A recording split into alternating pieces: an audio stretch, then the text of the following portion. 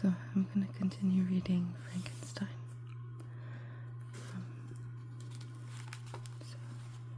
Chapter 1. I am by birth a Genovese, and my family is one of the most distinguished of that republic.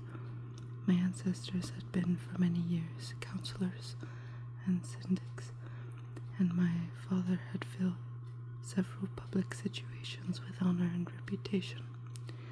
He was respected by all who knew him for his integrity and indefatigable attention to public business.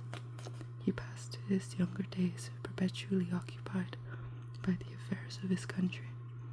A variety of circumstances had prevented his marrying early, nor was it until the decline of his life that he became a husband and the father of a family. As the circumstances of his marriage illustrate his character, I cannot refrain from relating them.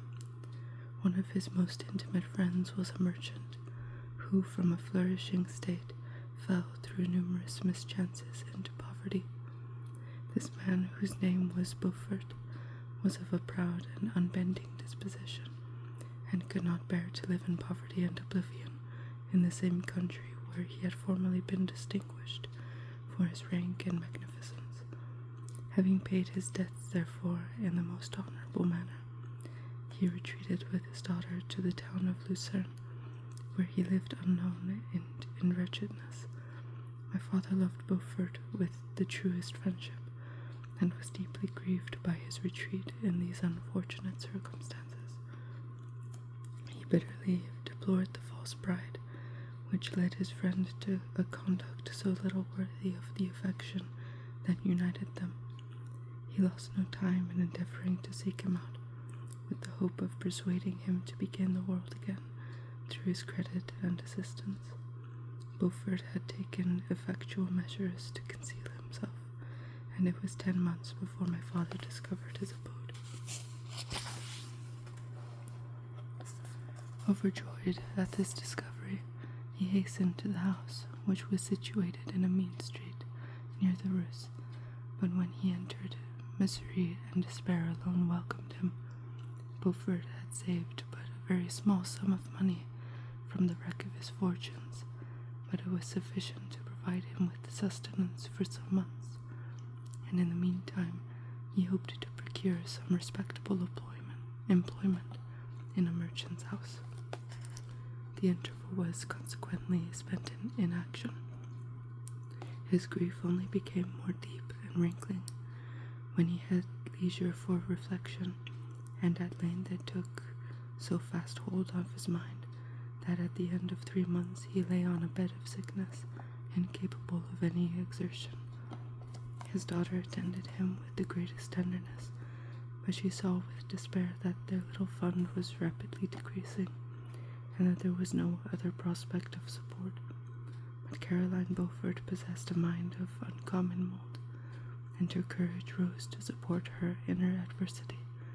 She procured plain work, she plaited straw, and by various means contrived to earn a pittance scarcely sufficient to support life. Several months passed in this manner. Her father grew worse. Her time was more entirely occupied in attending him. Her means of subsistence decreased, and in the 10th month her father died in her arms, leaving her an orphan and a beggar. This last blow overcame her, and she knelt by Beaufort's coffin, weeping bitterly. When my father entered the chamber, he came like a protecting spirit to the poor girl, who committed herself to his care, and after the interment of his friend, he conducted her to Geneva, and placed her under the protection of a relation. 2 years after this event, Caroline became his wife. There was a considerable difference between the ages of my parents, but this circumstance seemed to unite them only closer in bonds of devoted affection. There was a sense of justice in my father's upright mind, which had rendered it necessary that he should approve highly to love strongly. Perhaps during former years he had suffered from the late discovered unworthiness of one beloved, and so was disposed to set a great value on tried work. There was a show of gratitude and worship in his attachment to my mother, differing wholly from the doting fondness of age, for it was inspired by reverence for her virtues and a desire to be the means of, in some degree, recompensing her for the sorrows she had endured, which gave inexpressible grace to his behavior to her. And I get some tea.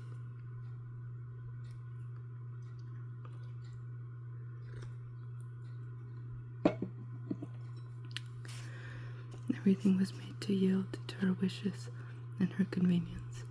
He strove to shelter her, and as a fair exotic is sheltered by the gardener from every rougher wind, and to surround her with all that could tend to excite pleasurable emotion in her soft and benevolent mind. Her health and even the tranquility of her hitherto constant spirit had been shaken by what she had gone through. During the 2 years that had elapsed previous to their marriage, my father had gradually relinquished all his public functions, and immediately after their union they sought the pleasant climate of Italy, and the change of scene and interest attendant on a tour through that land of wonders, as a restorative for her weakened frame. From Italy they visited Germany and France. I, their eldest child, was born at Naples, and as an infant accompanied them in their rambles. I remained for several years their only child. Much as they were attached to each other, they seemed to draw inexhaustible stores of affection from a very mine of love to bestow them upon me. My mother's tender caresses and my father's smile of benevolent pleasure while regarding me are my first recollections. I was their plaything and their idol, and something better, their child, the innocent and helpless creature bestowed on them by heaven, whom to bring up to good, and whose future lot it was in their hands to direct to happiness or misery, according as they fulfilled their duties toward me. With this deep consciousness of what they owed towards the being to whom they had given life, added to the active spirit of tenderness that animated both, it may be imagined that while during every hour of my infant life I received a lesson of patience, of charity, and of self-control, I was so guided by a silken cord that all seemed but one train of enjoyment to me. For a long time I was their only care. My mother had much desire to have a daughter, but I continued their single offspring. When I was about 5 years old, while making an excursion beyond the frontiers of Italy, they passed a week on the shores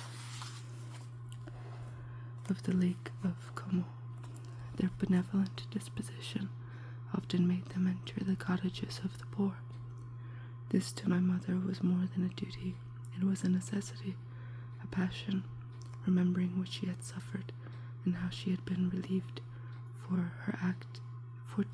her to act in her turn the guardian angel to the afflicted. I'm gonna get some more tea.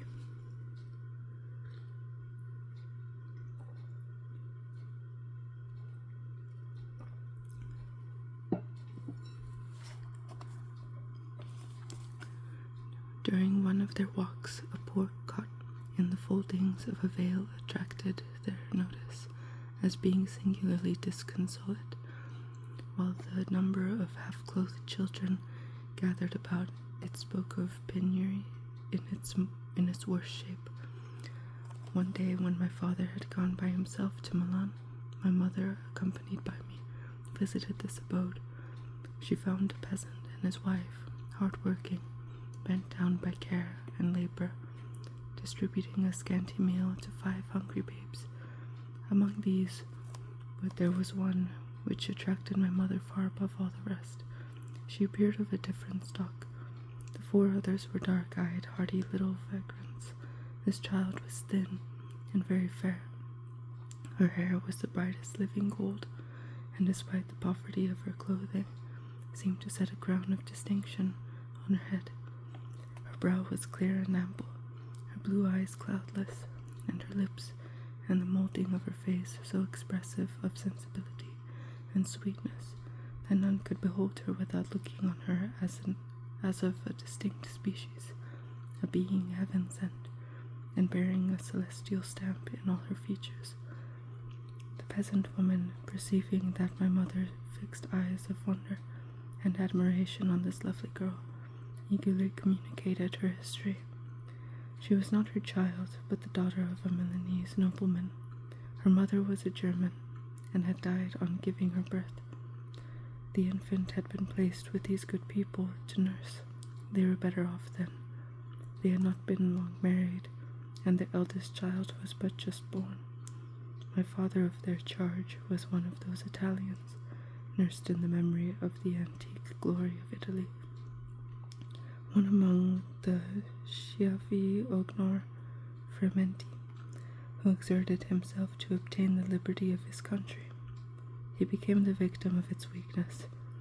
Whether he had died or still lingered in the dungeons of Austria was not known. His property was confiscated, his child became an orphan and a beggar. She continued with her foster parents and bloomed in their rude abode, fairer than a garden rose among dark-leaved brambles. When my father returned from Milan, he found playing with me in the hall of our villa a child fairer than a pictured cherub, a creature who seemed to shed radiance from her looks, and whose form and motions were lighter than the chamois of the hills. The apparition was soon explained. With his permission, my mother prevailed on her rustic gardens to yield their charge to her. They were fond of the sweet orphan. Her presence had seemed a blessing to them, but it would be unfair to her to keep her in poverty and want, when Providence afforded her such powerful protection.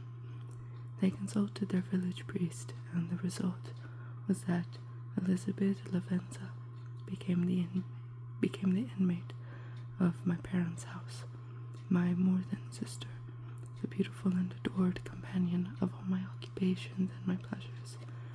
Everyone loved Elizabeth. The passionate and almost reverential attachment with which all regarded her became, while I shared it, my pride and my delight. On the evening previous to her being brought to my home, my mother had said playfully, "I have a pretty present for my Victor. Tomorrow he shall have it." And when on the morrow she presented Elizabeth to me as her promised gift, I, with childish seriousness, interpreted her words literally, and looked upon Elizabeth as mine to protect, love, and cherish. All praises bestowed on her I received as made to a possession of my own. We called each other familiarly by the name of cousin. No word, no expression could body forth the kind of relation in which she stood to me, my more than sister, since till death she was to be mine only.